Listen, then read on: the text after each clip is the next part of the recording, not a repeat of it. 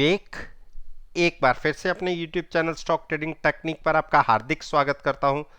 दोस्तों, आज एक वॉलेटाइल सेशन देखने को मिला। ओपनिंग हमारी बहुत ही स्ट्रांग हुई, लेकिन उसके बाद जैसा कि एक हर्डल देखने को मिल रहा है निफ्टी के अंदर, वो हर्डल फिर से फेस हुआ और एक सेलिंग प्रेशर देखने को मिला। और एक टाइम तो हम केवल ये कह सकते हैं फ्लैट ही हो गए थे और क्लोजिंग ही हमारी बहुत कुछ अच्छी नहीं रही। लेकिन निफ्टी में अभी भी स्ट्रांग है, स्ट्रेंथ है। तो वो बातें तो मैं निफ्टी और बैंक निफ्टी वाली वीडियो के अंदर करूंगा। इस वीडियो के अंदर मैं इंडेक्स के ही 10 स्टॉक्स, जो निफ्टी इंडेक्स है उसके ही 10 स्टॉक्स के ऊपर अपना ओपिनियन आपके साथ शेयर करूंगा, और जो निफ्टी की मूवमेंट में बहुत अच्छा पार्टिसिपेशन देते हैं। पिछली वीडियो को अगर देखेंगे और आज के सेशन को एनालाइज करेंगे, रिजल्ट्स आपको बहुत अच्छे देखने को मिलेंगे। नीचे डिस्क्रिप्शन बॉक्स के अंदर लिंक है, आप उस वीडियो को देखिए और आज के सेशन के साथ खुद कंपेयर कर सकते हैं। अब बात करते हैं कि 16 तारीख की पॉसिबिलिटीज कैसी देखने को मिल सकती हैं। इससे पहले मैं अपने व्हाट्सएप ग्रुप की परफॉर्मेंस की आज बात करूं। आज केवल 2 ट्रेड लिए हमने। एक बजाज ऑटो को लॉन्ग करके ट्रेड किया, जिसके अंदर हमें कोई बहुत बड़ा नुकसान नहीं है, क्योंकि हम हेज हैं, पुट बाय की थी और फ्यूचर्स को बाय किया था। फ्यूचर्स तकरीबन 30 पॉइंट नीचे है और पुट के अंदर हमें 12-13 रुपए का प्रॉफिट है, तो 16-17 रुपए ही अगेंस्ट है, कुछ ऐसा नहीं है। और 100% हेज है। मैक्सिमम लॉस केवल हमारा पुट के प्रीमियम का हो सकता है, इससे ज्यादा पूरे महीने में हमें कोई नुकसान नहीं हो सकता। और साथ में HUL को मैंने लॉन्ग ट्रेड किया, 2412 पे बाय किया है, उसके अंदर जरूर प्रॉफिट आ रहा है। तो आज का अगर हम बात करें तो हमारी शीट व्हाट्सएप ग्रुप की बहुत बड़ा प्रॉफिट भी नहीं है और कोई लॉस भी नहीं है। तो अब आप में से अगर मेरे को कोई एनालाइज करना चाहता है, मेरे ग्रुप में के अंदर मुझे ज्वाइन करना चाहता है, एक हफ्ते के लिए आप केवल मुझे फ्री ऑफ कॉस्ट ज्वाइन कर सकते हैं।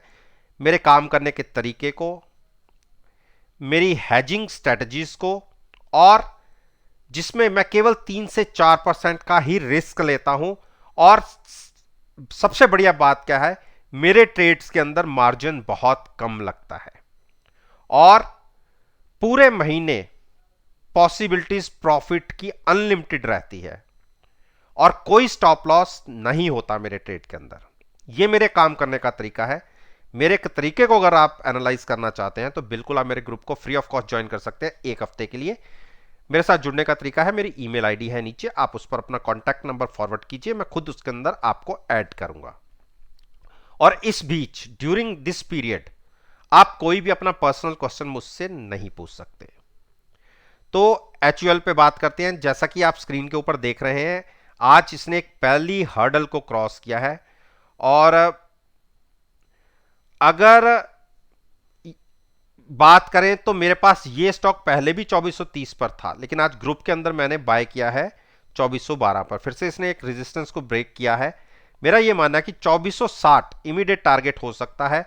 2460 के बाद हम 2530 की बातें करेंगे। पहले नजर हमारी 2460 के ऊपर होगी, तो जिसने लॉन्ग जाना है यहां से बाय कर सकता है। एक बड़ा ब्रेकआउट देने की तैयारी कर रहा है ये स्टॉक।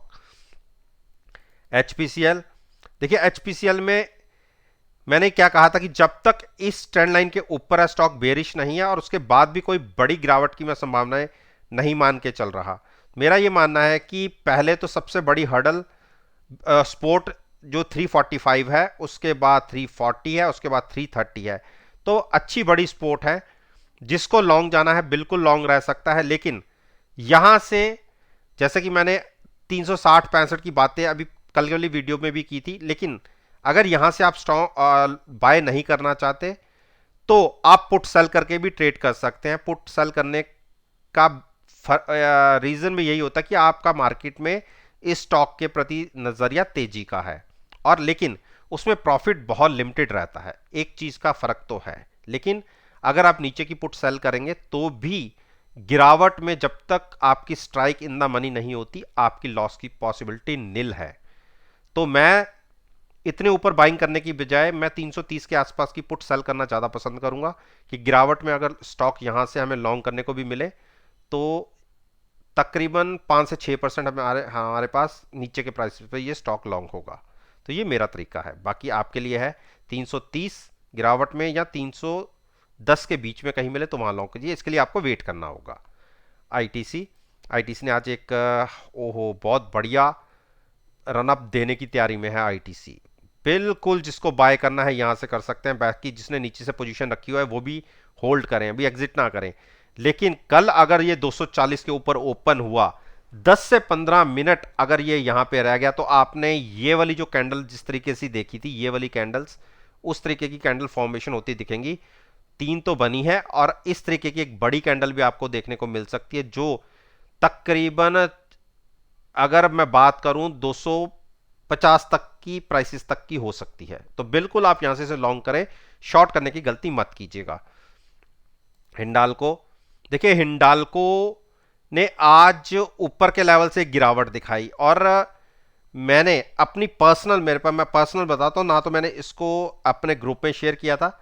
मेरे पास पर्सनल टाटा स्टील के अच्छी क्वांटिटी है और जिस दिन रिजल्ट्स थे उससे पहले मैंने बाय की थी।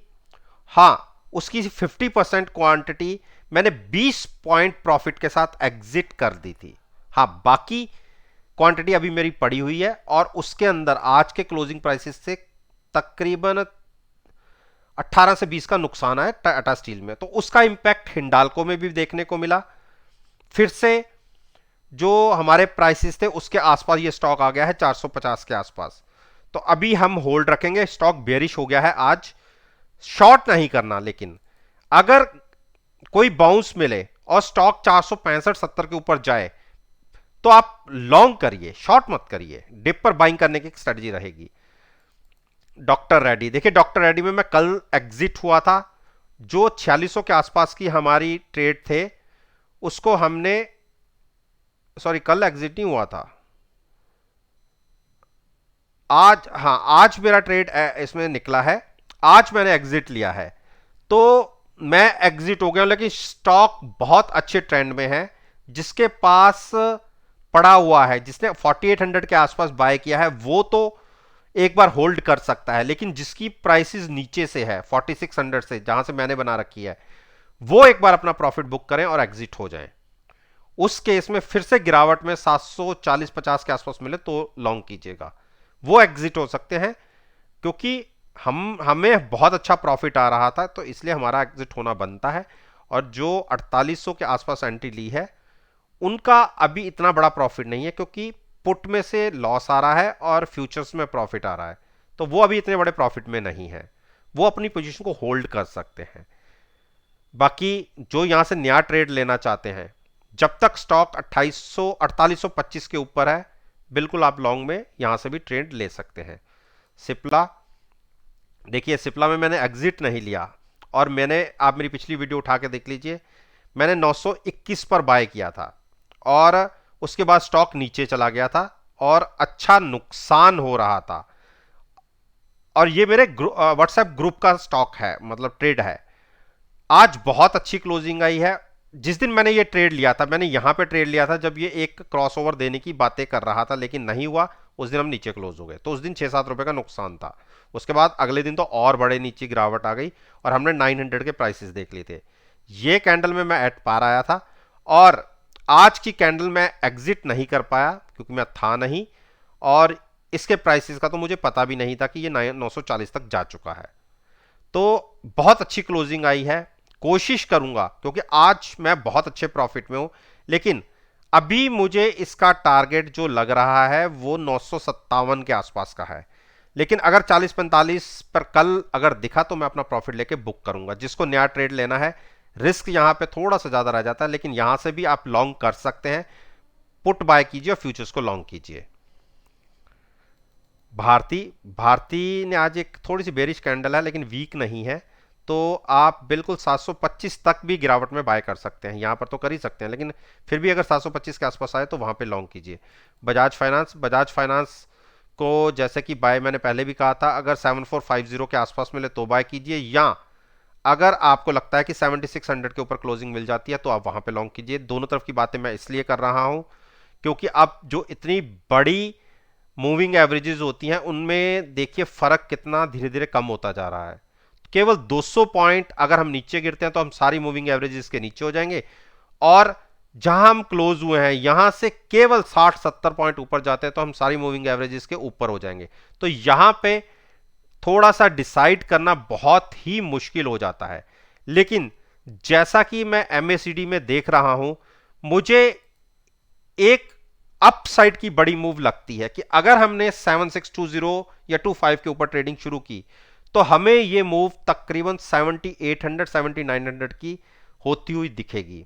और ध्यान रखिएगा इस वीक के अंदर एक हॉलीडे है और उससे नेक्स्ट वीक के अंदर हमारी एक एक्सपायरी होगी, तो ट्रेडिंग डेज के हिसाब से माने तो इस मंथ के अंदर टोटल 7 ट्रेडिंग डेज बचे हैं, 3 इस वीक के और 4 अगले वीक के।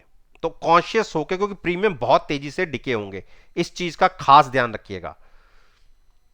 अब बात करते हैं अरविंदो फार्मा। अरविंदो फार्मा की क्लोजिंग अच्छी क्लोजिंग है। अगर कल ये 700 के ऊपर ओपन होता है और कंटिन्यूस ऊपर बना रहता है तो आप बिल्कुल लॉन्ग कर सकते हैं। टारगेट होगा 725 का। शॉर्ट मत कीजिएगा, हैजिंग के साथ लॉन्ग कीजिएगा। कॉल बाय करके ट्रेड गलती मत कीजिएगा। पुट बाय कीजिएगा, फ्यूचर्स को लॉन्ग कीजिएगा। टारगेट होगा 725 का।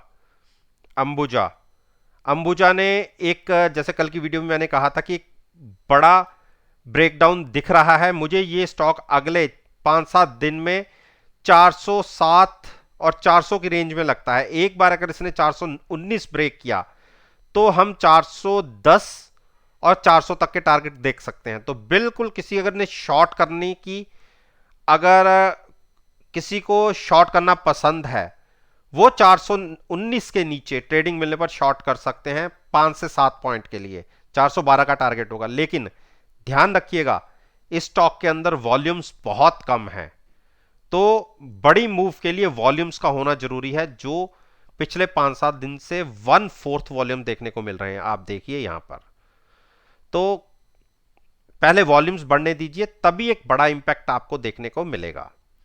तो दोस्तों, उम्मीद करता हूं कि आपको मेरी ये वीडियो पसंद आई होगी, और अगर वीडियो पसंद आई है और आप समझते हैं कि आपको मेरी इस वीडियो से कुछ अच्छी इंफॉर्मेशन मिली है, तो आप मेरे साथ मेरे चैनल पर जुड़िए, चैनल को सब्सक्राइब कीजिए और साथ में बेल आइकन का बटन प्रेस करना मत भूलिएगा, ताकि नोटिफिकेशन टाइम से आप तक डिलीवर हो सके। इस बात के साथ मैं आपसे विदा लेता हूं और एक नई वीडियो के साथ फिर से आपके सामने आऊंगा। तब तक के लिए धन्यवाद। Take care and have a nice